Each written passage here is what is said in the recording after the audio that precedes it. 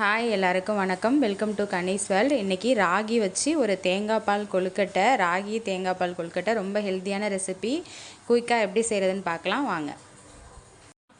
இந்த ராகி பால் கொழுக்கட்டை செய்கிறதுக்கு ராகி மாவை உப்பு போட்டு தண்ணி தெளித்து இந்த அளவுக்கு சப்பாத்தி மாவு மாதிரி பிசைஞ்சு எடுத்துக்கலாம். பிசைஞ்சதை குட்டி குட்டி பால்ஸாக உருட்டிக்கலாம். இந்த மாதிரி குட்டி குட்டி பால்ஸாக என்ன ஷேப்பில் வேணுமோ உருட்டி எடுத்துக்கலாம். கொஞ்சமாக ஒரு பாசிப்பருப்பு வேக வச்சு வச்சுருக்கேன், ஒரு 1/4 கப் அளவுக்கு. தேங்காய் ஒரு முடி எடுத்து பால் பிழிஞ்சு ஏலக்காய் தட்டி போட்டு வச்சுருக்கேன். வெல்லம் இது சுத்தமான வெல்லம், அதனால் நான் பாகு காய்ச்சி சேர்க்கலை, டைரெக்டாக சேர்க்குறேன். மண் கல் இது மாதிரி இருந்தால் பாகு காய்ச்சி வடிகட்டி சேர்த்துக்கலாம். தேவையான அளவு வெல்லம், சுகருக்கு தேவையான அளவு வெல்லம் எடுத்துக்கலாம். ஒரு அகலமான கடாயில் தண்ணி ஒரு 2 கப்பு ஊற்றி நல்லா பாயில் ஆக விட்டுருக்கேன். இந்த மாதிரி கொதித்தோடனே இந்த உருண்டையெல்லாம் போட்டுக்கலாம். அதில்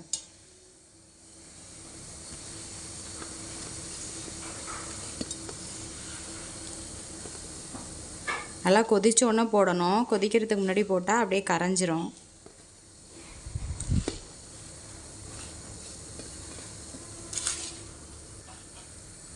கொஞ்ச நேரம் அப்படியே கொதிக்கட்டும், கிண்டெல்லாம் கூடாது. நல்லா கொதித்து தனித்தனியாக வந்ததுக்கப்புறம் கிண்டிக்கலாம்.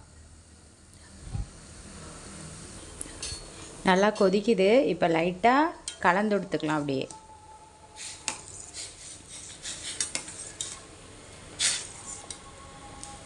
இப்போ சிம்மில் வச்சுக்கலாம். கொஞ்சம் நேரம் அப்படியே வேகட்டும்.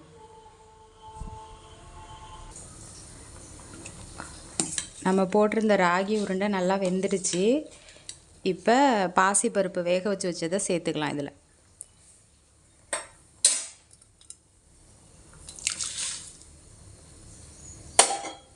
சேர்த்து நல்லா ரெண்டும் கொதிக்கட்டும்.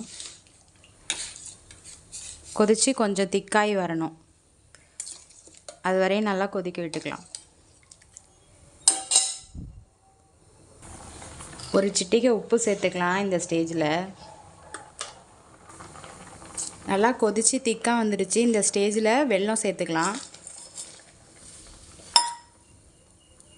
வெல்லம் நல்லா கொதித்து கரைஞ்சோடனே தேங்காய் பால் சேர்த்து இறக்கிடலாம். நல்லா கொதிச்சிட்ருக்கு, வெல்லம்லாம் கரைஞ்சிருச்சு.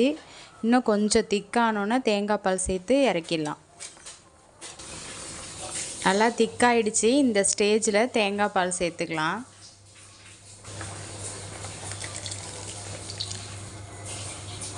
தேங்காய் பால் சேர்த்தோன்னே ரொம்ப நேரம் கொதிக்க வேண்டியில்லை, ஒரு கொதி வந்தோடனே ஆஃப் பண்ணிடலாம்.